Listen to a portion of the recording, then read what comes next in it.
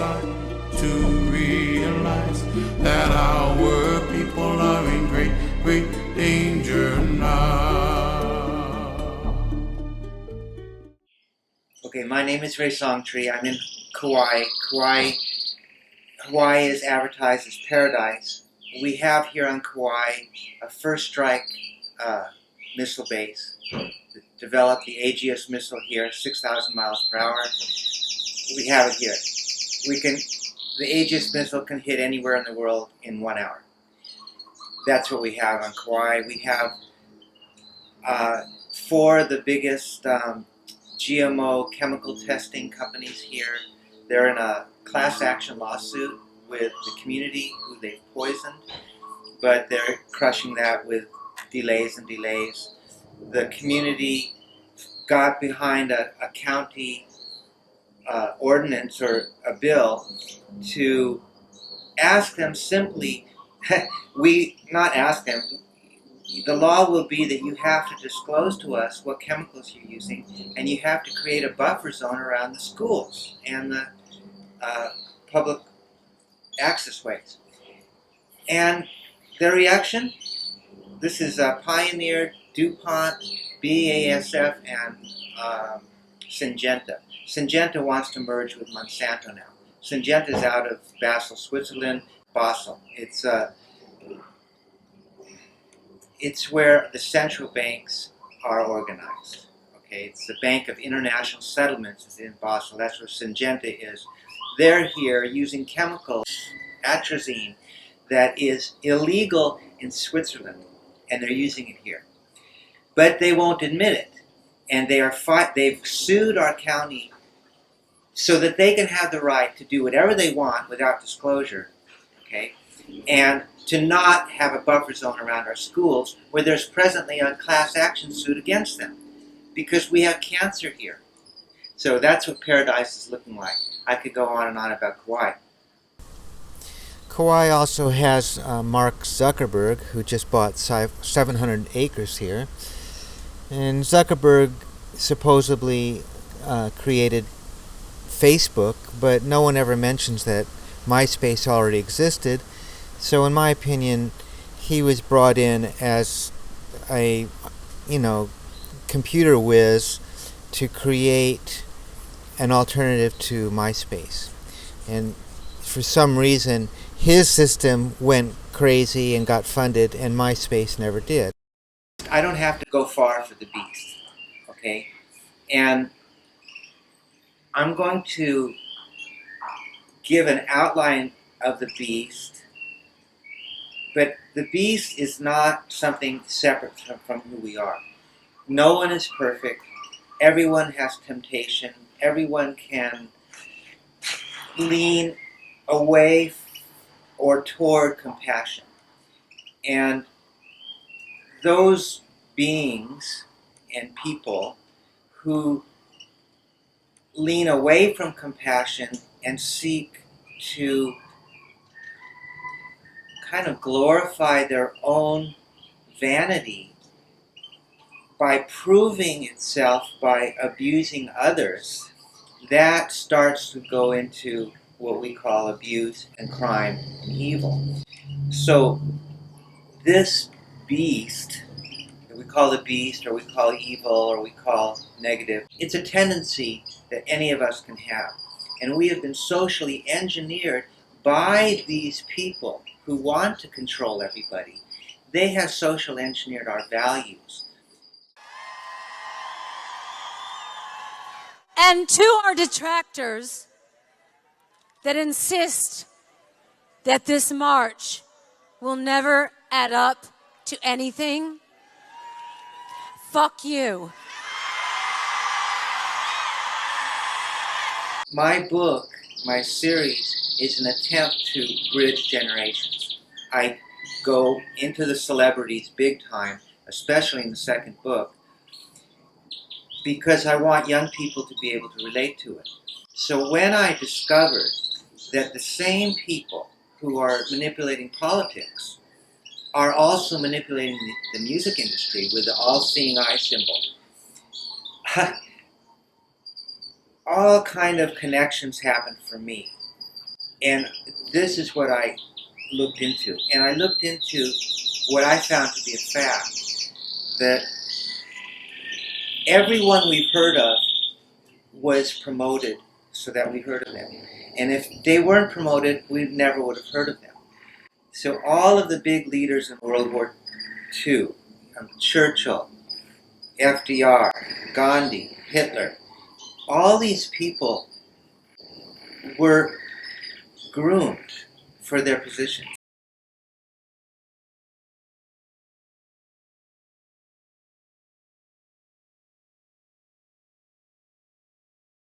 Including Gandhi, and I know all about that. Hitler, oh my gosh.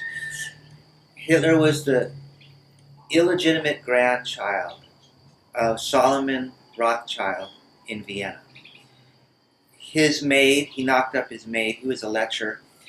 His maid left, had the son, Alios, I think is his name, and his son was Hitler.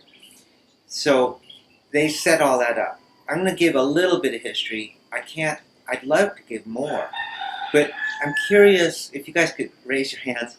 How many people have heard of Jacob Schiff? Yay! Okay. All right. It's hard to know where to start. And I'm going to talk as fast as I can. But the history is not conspiracy history. It's the history of a syndicate. It's not syndicate theory. It's syndicate history. So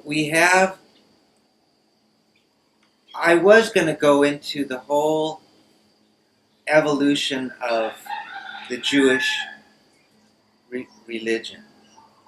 And I'll just mention it comes from a channeled entity, okay, who used Moses. Moses was the channeler. This entity took people and with traumatic mind control was the method, stuck them in the desert for a couple of generations, weeded out anyone who asked questions, and then gave them animal sacrifice rituals, which continued the mind control. Okay, this went all the way up to Jesus coming, who is, as you all know, is pronounced Jesus by most of the world that is Christian. And Jesus, there are other realms that we can't see. I think you all are very familiar with that.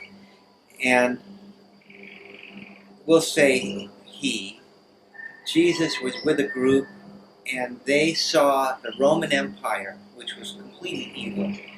It was just a strip mining, pillaging, raping culture, enslaving everyone. All slavery led to Rome. Okay, they were perverted, and their bread and circuses took the form of an incredible structure called the Colosseum, where sadism, sadistic killing and death was celebrated. That was their religion. Again, this is traumatic mind control. This is how you keep a population dumbed down. We're going to turn now to that shocking moment at Sunday's NFL game in Kansas City. Some hometown fans actually cheered when the Chiefs quarterback was knocked flat with an injury, and one of his teammates is fighting back, comparing those hecklers to the crowds at the Colosseum in Rome. Okay, so that horrible, horrible Roman Empire was coming into Palestine. And the group that Jesus was part of said, this is bad news. We're going to have this monotheistic, we're the chosen people, we're totally conceited, we have dominion over all the earth, everything that creepeth on the earth, and that's what our God said, and that's the only God, there's only one God, and this was going to meet the Roman Empire. So Jesus incarnated there. Now I've had two interactions with Jesus, one nonverbal and one verbal. This person being is real and is a virtuous being. Stood up to all that, gave the Jews an alternative. A lot of them went that way, a lot of them didn't, and a lot of them never heard about it. So it's wrong to say Jews rejected Christ. Some did, some didn't, and some never heard about it. Okay? Within 100 years, the Roman Empire, they took the temple down. They razed it to the ground. The Jews scattered, went to Europe. In Europe, they didn't have their temple and their rituals and all that, and the rabbis made up a new religion, which was called the Talmud. And the Talmud was a way that these people who were landless could excuse themselves for basically taking advantage of the non-Jewish people. And they call them the Goyim. And they could take advantage of them, and they justified that. And that's all in the Talmud. That was exposed by a rabbi who exposed that to the Pope. And he was a convert. He became a Christian, and he exposed that to the Pope. That's when the Catholic Church became aware that the Jewish religion had changed. It wasn't what it used to be. It had changed, and now it was something subversive and bad. It was negative. I mean, it was excusing, and the Jews were into usury and vices, all kind of vices, and they did that all the way. I mean, up until World War II, they controlled the alcohol in Russia. They controlled it for a century. They controlled it all. They became the slavers who brought slaves over from Africa. This culture, which was pretty much kind of living off of everyone else and justifying it and thinking that they were chosen, this was the culture that the Rothschilds came out of. The Rothschilds didn't invent usury. It had been going on for a long time.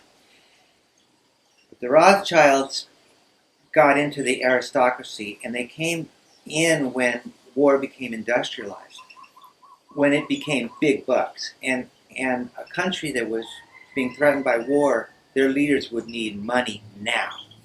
And the money that they loaned was backed by the citizenry. So it was very secure loan, because the citizens would just be taxed to pay it back.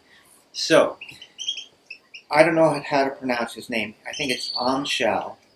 Rothschild was the father of modern banking, according to Forbes. His sons, he had his sons go out to different countries. Nathan Rothschild went to England,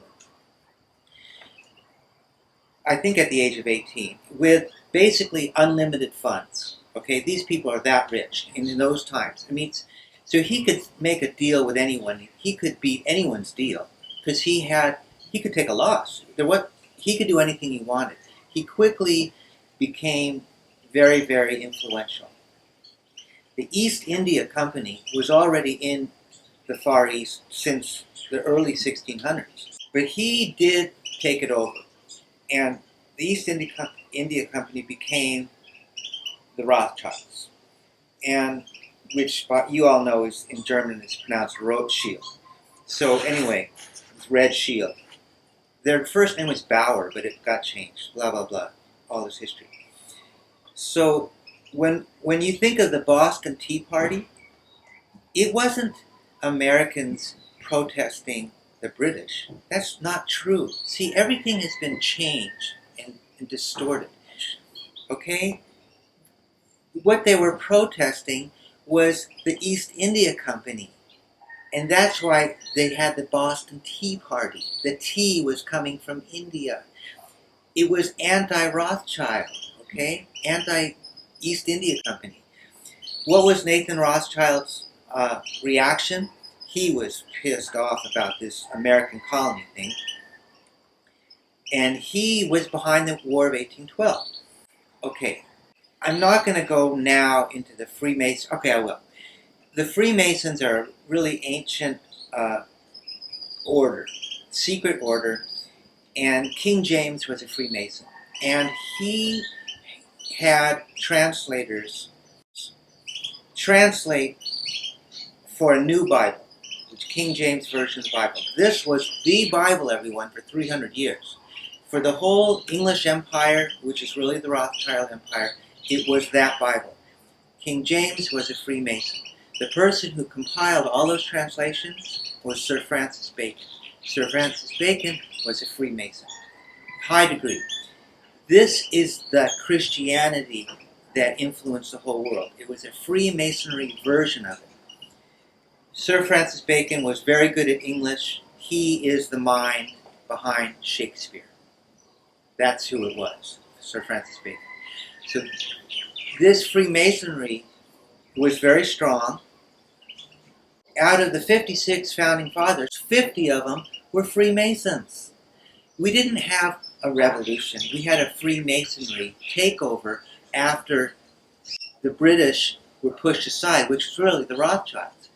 But that was then very quickly infiltrated by Frank Jacobs sect, which was the Rothschilds. And George Washington wrote a letter about it, that this Jacobinism has not yet infiltrated our Freemasonry.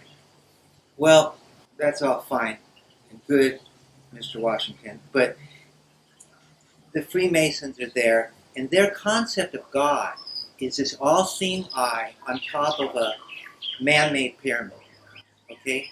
And since they're at the top of the pyramid, they pretty much are ordained by God, their God, to control everyone else. That is the culture of the Constitution. The Constitution is not about democracy. It's about keeping those in power in power. There has never been a free election. Every election forever in this country was manipulated by the media. Always. Okay. So, what happened? Jackson, he was up against the banks. He didn't want another bank. He understood how bad these banks were. They control countries.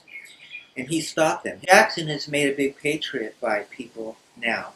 Some people who understand why the banks are bad. But Jackson he was behind the Trail of Tears. I'm about to cry. When the Cherokee were forced off their land and had to walk and died on the way, you know.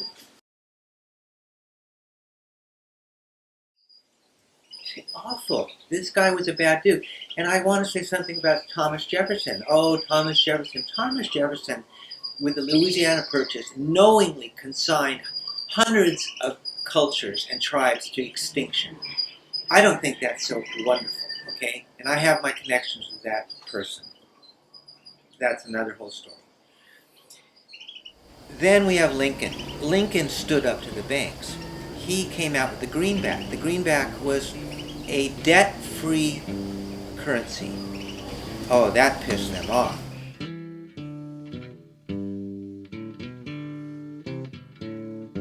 Old pirates, yes, they rob I, sold I to the merchant ships.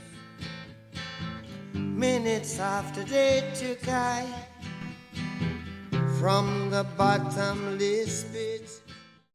He was killed. Booth admitted later there was international backing behind his assassination of Lincoln.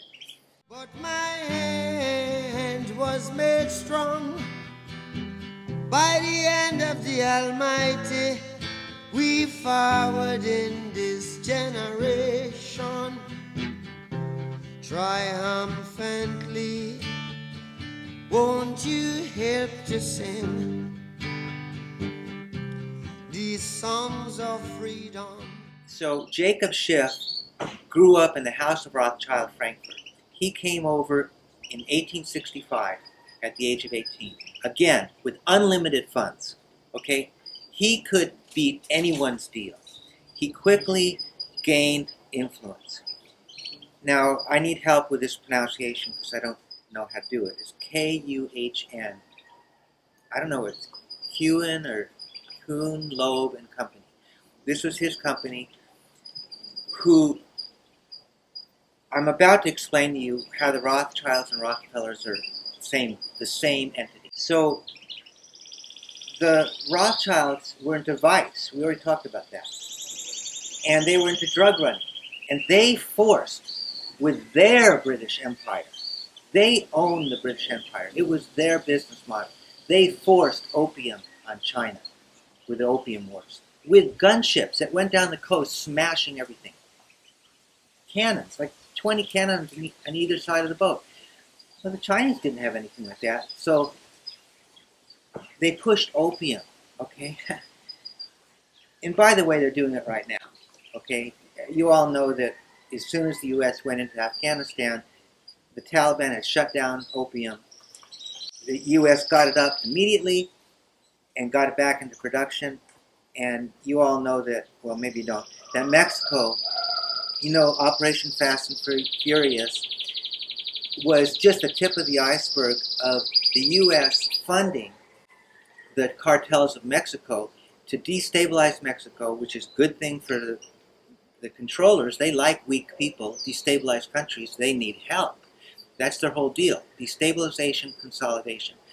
They destabilized Mexico. They funded the cartels. They gave them guns. And where is the biggest opium production in the world now? Mexico. And how much does heroin cost? Everywhere? Nothing. It costs it's like a six-pack of beer.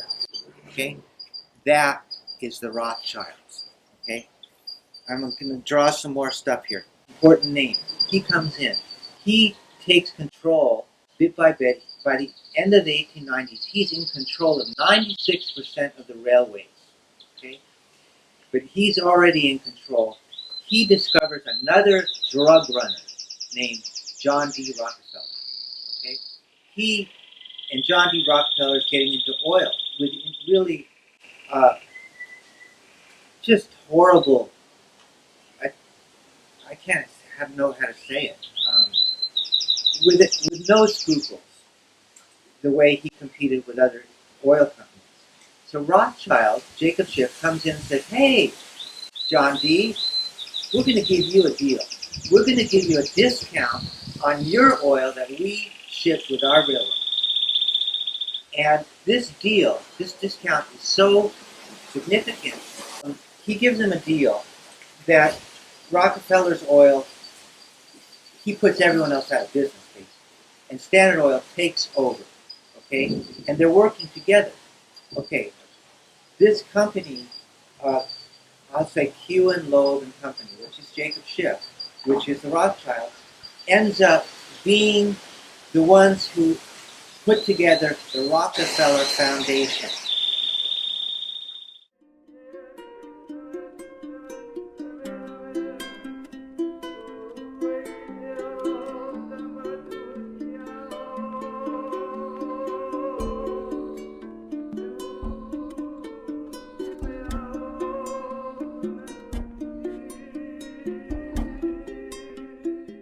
Cry for the gods, cry for the people, cry for the land that was taken away.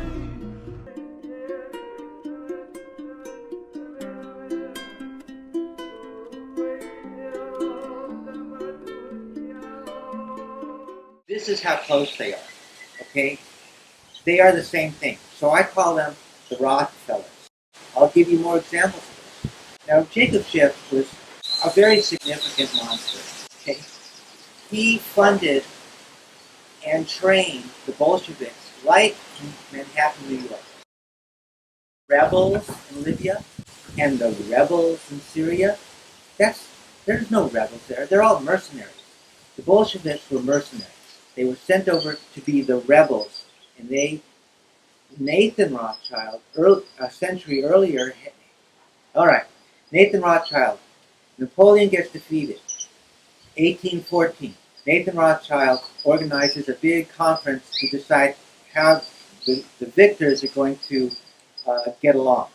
This is his first League of Nations international attempt. The Tsar of Russia smells a rat. He knows all about these money changer types. And he says, "No way, I'm not doing it." That ends the conference. It's not going to happen. By the way, that Rothschild conference was the PhD thesis of Henry Kissinger. Okay? Remember that.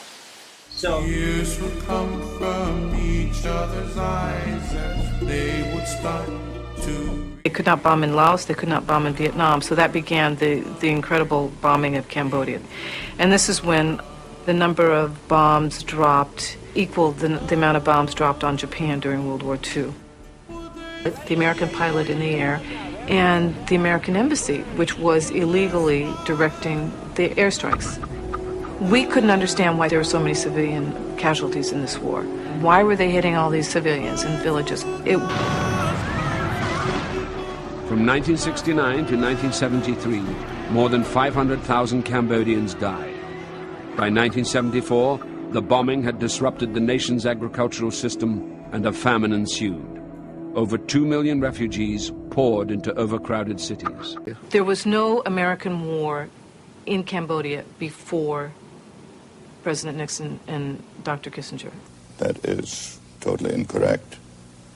I think we inherited a tragedy. We attempted to and succeeded in extricating America with honor from this tragedy. Oh, we inherited it. No, you did not inherit it. You were the designers of the Cambodian policy. But pretty soon, we're going to live in a world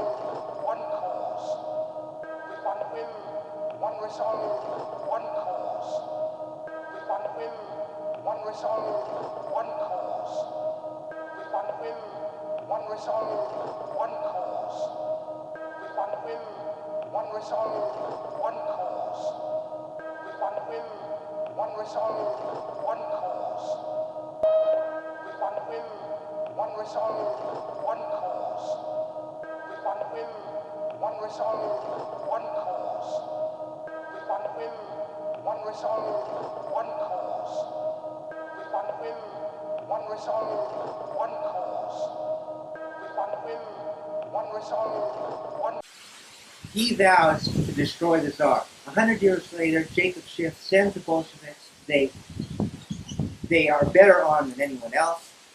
They are totally funded, unlimited funds behind them. They take over Russia. They kill the Tsar and his children. Boom. Cold blood.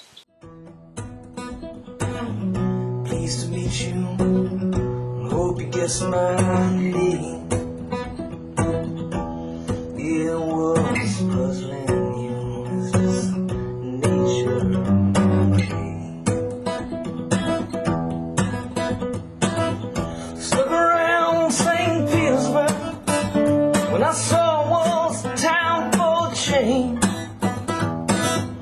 Killed the Tsar and his ministers and send her, she cried in vain.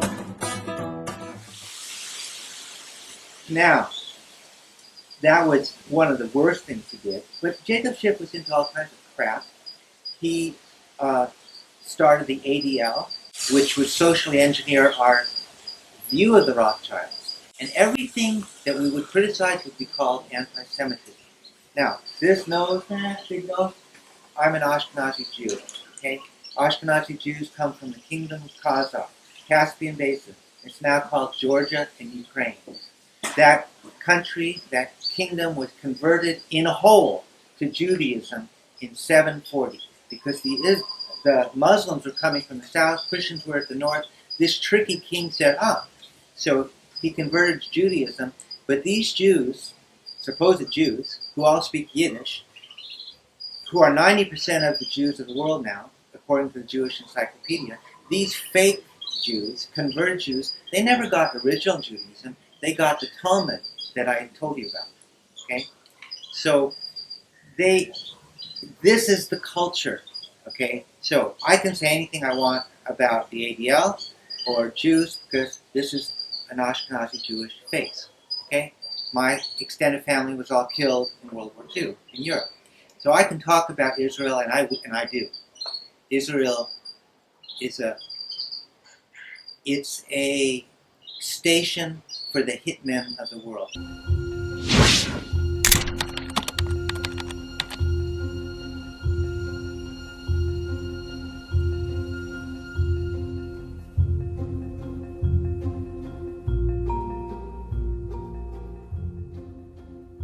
Ladies and gentlemen, I'm the father of Hadil. My daughter was being killed by the Israeli soldiers on 22 September of this year. She was being killed 4 times. First, by shooting her more than 10 bullets. More than 2 soldiers shooted her. Second time, they left her for about 45 minutes to bleed without any medical assessment. She was exsanguinated.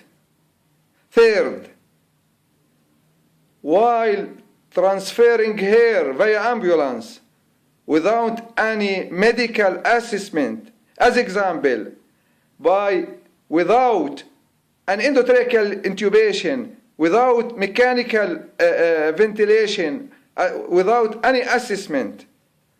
Fourth, and it is the most important for me, exposing her innocent body and taking pictures by the Israeli soldiers, recycling these pictures through the Facebook. I am seeking for justice. Please, I am just seeking for justice. I am a father, like many others. Just for a day, our king and queen would visit all these islands and saw everything. How would they feel about the changes of our land? Could you just imagine if they were around and saw highways on the sacred grounds? How would they feel about this modern city life? Tears would come from each other's eyes as they would start to realize that our people are in great, great danger now.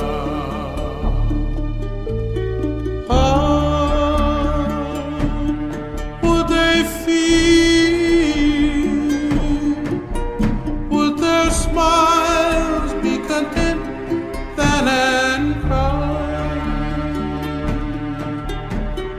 Cry for the gods, cry for the people, cry for the land that was taken away, and then yet you'll find a way. Could you just imagine if they came back and saw traffic lights and railroad tracks? How would they feel about this modern city life? Tears would come from each other's eyes and they would start to realize that our land is in great, great danger now. All the fighting that the king had done. I am seeking for justice. Please, I am just seeking for justice. I am a father, like many others.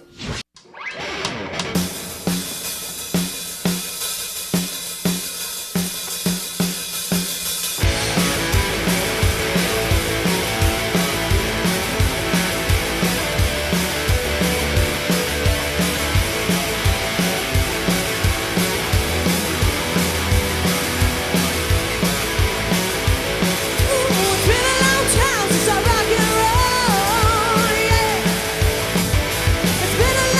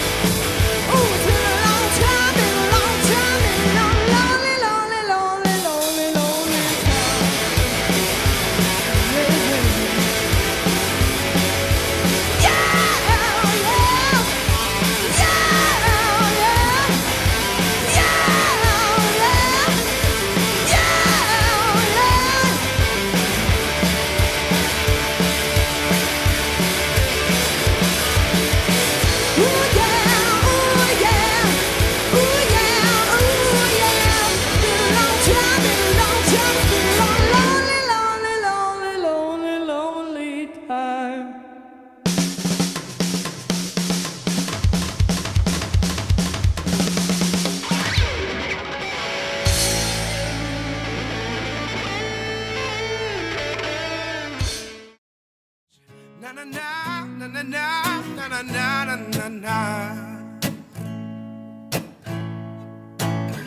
I've been a victim of a selfish kind of love, and it's time that I realized there are some with no home, not a nickel to loan. Could it be really me, pretending that they're not alone? A willow deeply scarred, somebody's broken heart on a washed out dream. They follow the pattern of the wind, you see, 'cause they got nowhere to be. That's why I'm starting with me. I'm starting with the man in the mirror. I'm asking him to change his ways, and no message could have been any clearer. If you want to make the world a better place, take a look at yourself